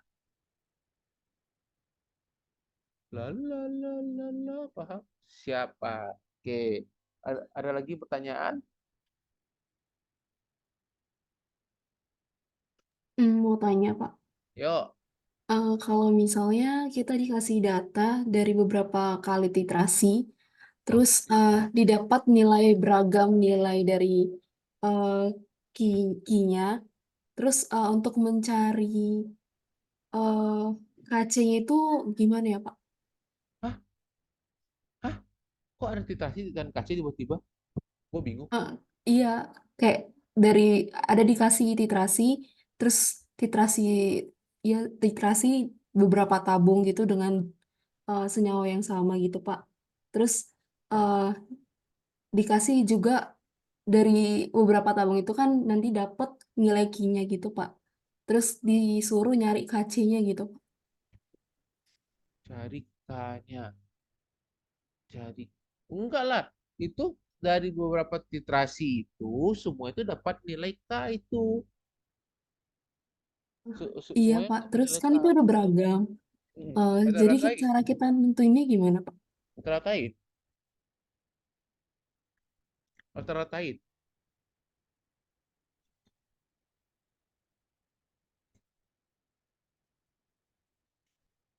Rata-ratain, Bet. Tadi Elizabeth, rata-ratain aja. Oh, oke, Pak. Makasih, Pak. Karena ingat, reaksi itu selalu menuju ke setimbangan. Ya, selalu menuju ke setimbangan. Bentar. Hai, itu masih bisa pergi nggak masuk buku lagi?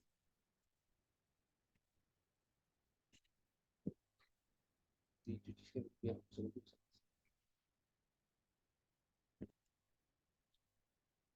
Kebayang ya? Oke, ada lagi pertanyaan dari sini? Aman? Oke, aman.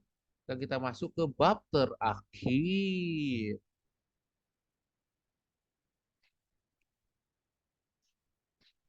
yaitu tentang bentar, bicaranya gimana ya supaya gua bisa dapat bisa lebih gede.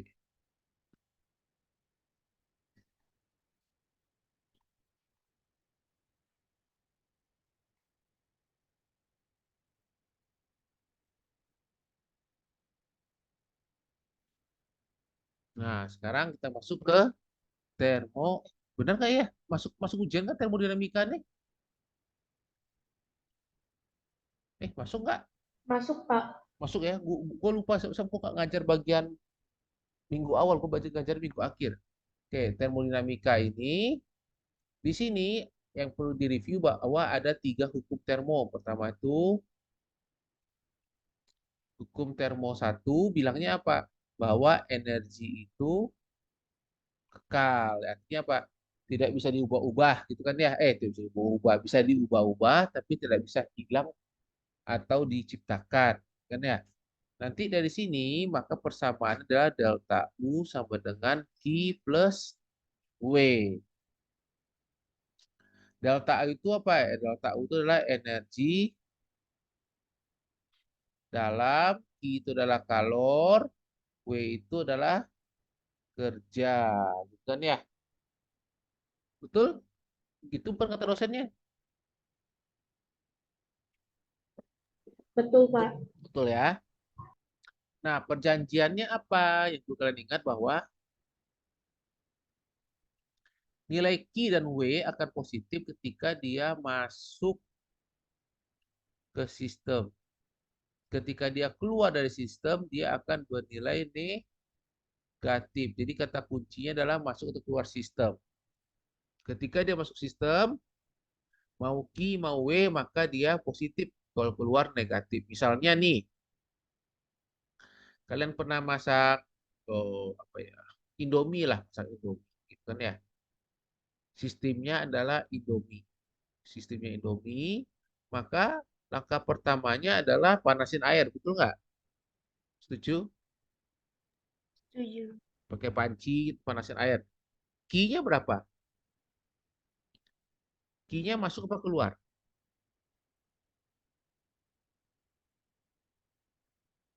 Q-nya adalah 0 ya. Kenapa Indomie-nya belum masuk gitu kan ya? Karena ingat sistemnya adalah Indomie, jadi Q-nya masih bernilai 0. Nah, tapi ketika Indomie udah masuk, maka Q-nya akan menilai positif. Kenapa? Indominya akan menerima panas dari si kompor, dari si air. Setuju?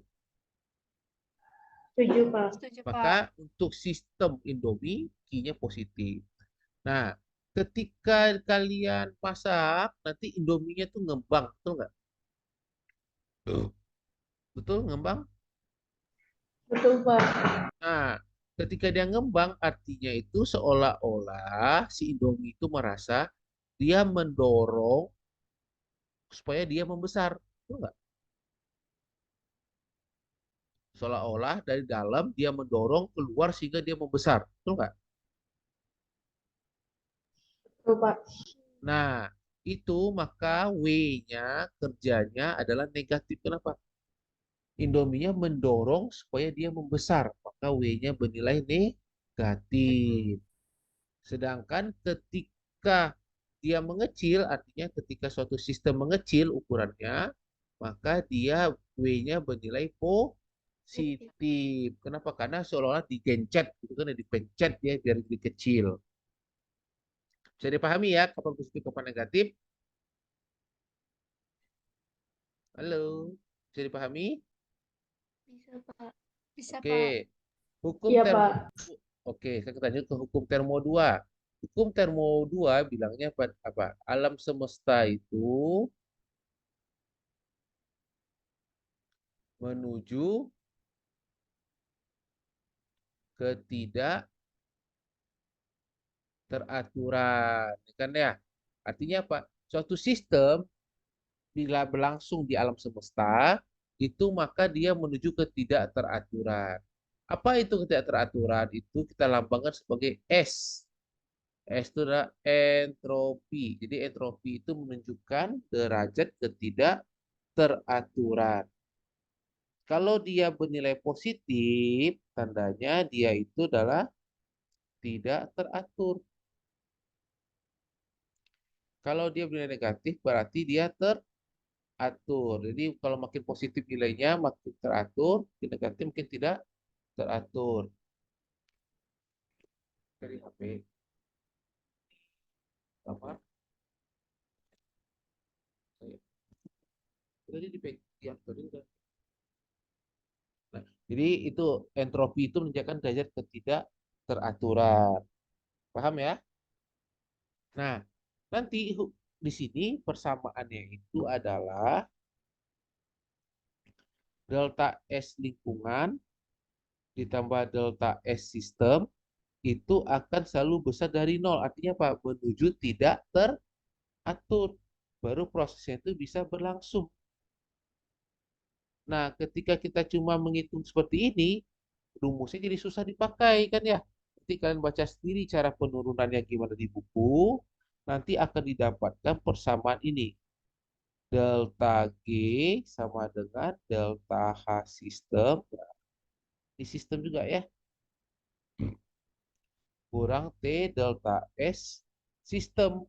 Nah, ini nanti sebenarnya delta G ini melambangkan yang ini dan ini tuh adalah penurunan dari rumus ini. Jadi ini ketika kalian turunkan bertahap-tahap jadinya seperti ini. Maka muncullah delta G sistem itu harus kecil dari nol biar terjadi proses yang spontan tapi tidak uhuy ya. Nah, jadi kalau dia delta G-nya besar dari nol, dia tidak spontan. Kalau kecil dari nol, dia spontan. Kalau dia sama dengan nol, artinya prosesnya adalah kesetimbangan. Bisa dipahami hukum termo kedua? Halo. Iya, Pak. Bisa. Iya ya. Oke. Nah, pertanyaannya adalah gimana cara ngitungnya kan ya? Nah, cara ngitung delta G, delta S itu persis seperti hitung delta H. Apa aja yang kalian ingat waktu termokimia? Pakai apa? Pakai sifat delta H, betul nggak? Sifat delta H itu apa?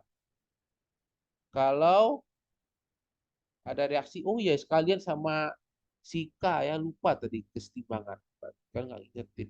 Gua kan pelupa. Nah, misalnya kita punya delta H-nya sama dengan V, nah gitu kan ya. K-nya sama dengan W. Maka ketika reaksinya dibalik, gitu kan ya, maka delta H-nya menjadi min V. K-nya jadi berapa? K jadi seper W. Ketika kali 2A jadi 6C, maka delta H-nya jadi 2V, K-nya jadi pangkatnya. Kebayang? Iya, kebayang, Pak. Kebayang ya? Ini jadi C, maka delta H-nya apa? Sepertiga. Jadi kalau dikali koefisien, itu jadi perkaliannya juga. Kalau pangkat jadi pangkat ya. Nah, ketika reaksinya dijumlahin, bagaimana?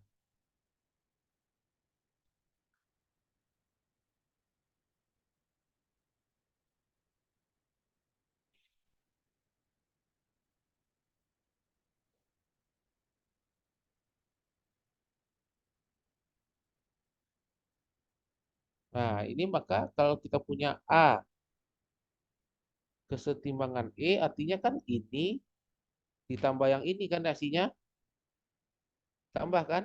Maka delta H-nya jadi ditambah juga, kalau K-nya jadi dikali.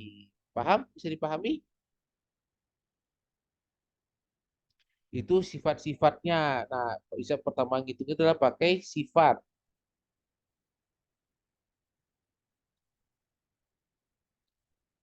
Aduh, kok nggak mau naik dia.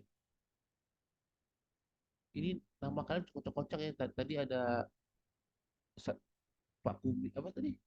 Sesuatu Pak Kumis. Gitu. Sekarang ada Indomie ayam bawang. Nama zoomnya lucu-lucu. Ya kan ya? Pertama itu pakai sifat. Yang kedua itu adalah pakai hukum Hess. Ya kan ya? Ingatkah hukum Hess? Lewat jalur manapun, hasilnya akan sama aja. Gitu kan ya? Nah, itu bisa juga ngitung delta G sama delta S. Ya kan ya?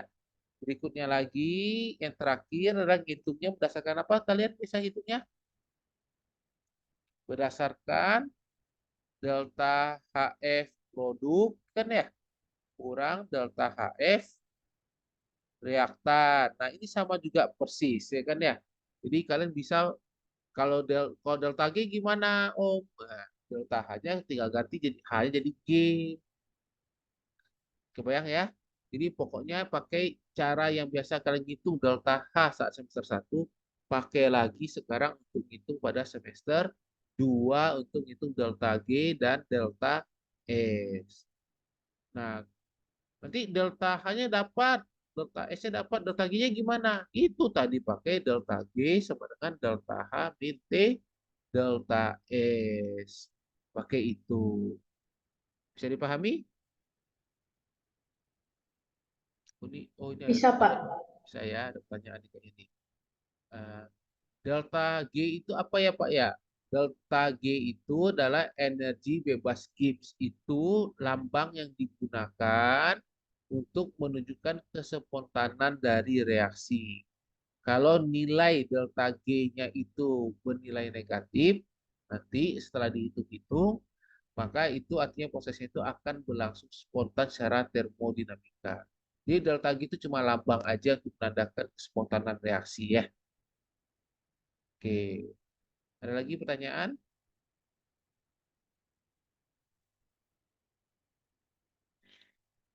Aman?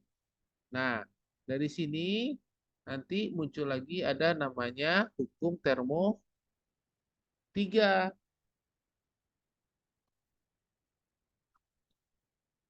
Oke. Hukum termo ketiga, termodinamika ketiga bilangnya apa? Nilai entropi saat 0 Kelvin, 0 Kelvin itu ya bukan oke ya, itu 0 Kelvin, ini 0, nah, ya kan ya, maka itu akan sama dengan 0. Dari mana dapatnya? Jadi ternyata orang-orang tuh nyoba itu ngitung entropi nih. Di temperatur ini entropi, ini dapat nih senyawa A. Gitu kan ya? Salah, salah gambar gua. Aduh. Up. Nah, dia dapatnya gini nih, senyawa A dapat seperti ini, senyawa B dapat seperti ini, senyawa C seperti ini, gitu kan ya. Nah, ini ketika kita tarik garis, gitu kan ya. Ini ternyata ketemu di satu titik. Nah, ini yang kita sebut sebagai 0 Kelvin itu. Di 0 Kelvin itu adalah titik imajiner sebenarnya. Kenapa? Karena tidak pernah ada pengukuran di 0 Kelvin. Itu nggak ada alat ukur dan alat yang bisa membuat dia menjadi 0 Kelvin. Jadi itu titik yang imajiner. Bang ya. Nah, itu makanya kita suka hukum termodinamika bahwa entropi itu artinya semua benda itu, semua senyawa itu akan sangat teratur ketika dia di 0 Kelvin. Oke? Nah, kalian coba bayangkan nanti bahwa ketika dia gas, gas itu akan lebih tidak teratur dibandingkan cairan. Dan cairan itu akan lebih tidak teratur dibandingkan padatan. Jadi ketika kalian disuruh nebak-nebak gitu kan ya, ini makin teratur makin tidak teratur, maka dimulailah lihat dari fasanya. Ketika fasanya hilang gasnya, wah berarti itu makin teratur. Kalau gasnya nambah, berarti dia itu makin tidak teratur. Bisa dipahami? Bisa, Pak. Bisa ya? Oke, ada pertanyaan nggak sampai sana? Nah, terakhir nanti kita bisa ngitung.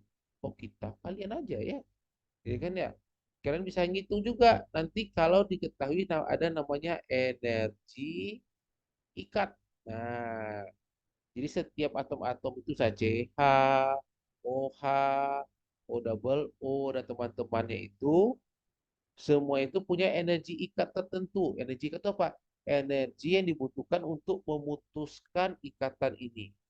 Jadi kalau kita ingin putuskan, orang sudah punya pacar, ingin putusin, maka kita butuh energi untuk putusinnya. Itu kita sebut sebagai energi ikat. Gitu kan ya. Makin kecil energi ikatnya, artinya makin mudah diputusin. Nah, fungsinya apa? Fungsinya adalah kita ngitung delta H. Kita bisa reaksi, delta H reaksi ini adalah perkiraan ya. Ingat, perkiraan. Delta H reaksi itu adalah total putus, nah, ya kan, dikurang total bentuk.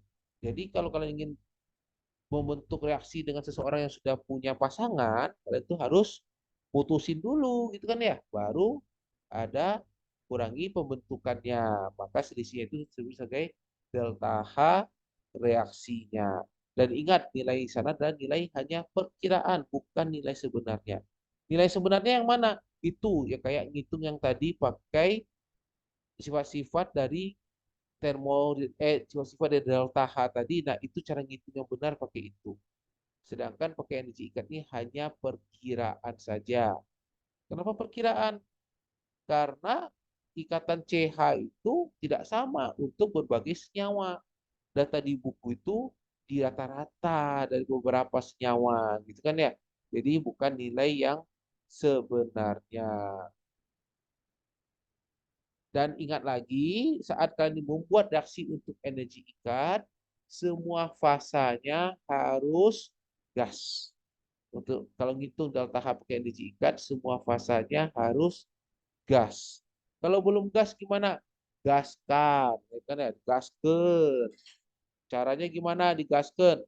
Ya terserah kalian lah, mau disuapin, mau disublimasi, pokoknya jadi gas dulu, baru boleh dihitung pakai putus dikurang terbentuk.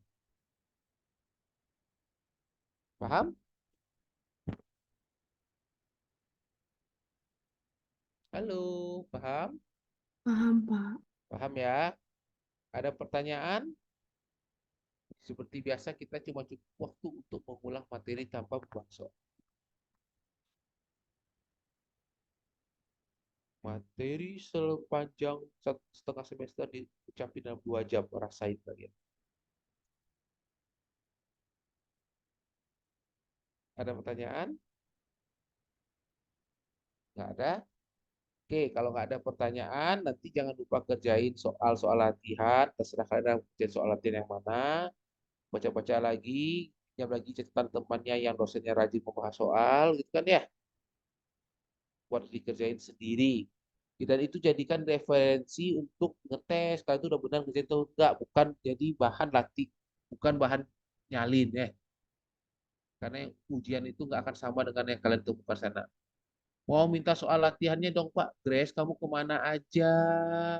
Itu kan ada di EduNext, Grace. Cari di EduNext ya, Grace ya. Kamana wae atuh neng, neng. Si Grace ini anak mana? Aduh, nggak bisa diklik lagi. Oh, bukan kepo Grace ini anak mana? Aduh, nggak bisa.